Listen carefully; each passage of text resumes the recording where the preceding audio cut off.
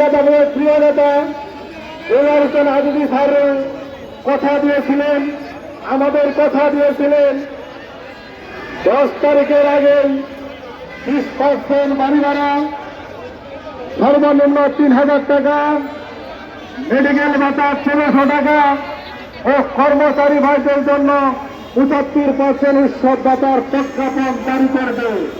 কিন্তু আমরা কি বলছি? আমরা পাই না।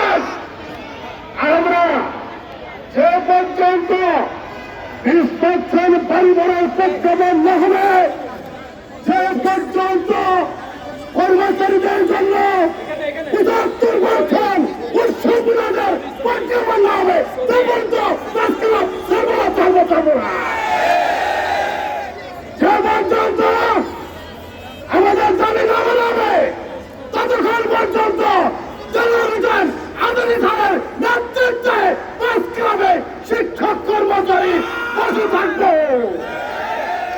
প্রিয় ভাইরা আমার, বন্ধুরা আমার, বিশ্ব শিক্ষক দিবসে শিক্ষক কর্মচারীদের সাথে যে প্রয়োজন আছে, সেই প্রয়োজন অতি দ্রুত প্রত্যাহার করতে হবে।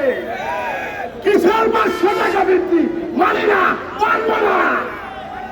প্রিয় ভাইরা আমার, বন্ধুরা আমার, যে পর্যন্ত আমাদের প্রজ্ঞাপন না দিবে, সে পর্যন্ত আমরা বাড়ি ফিরবো না।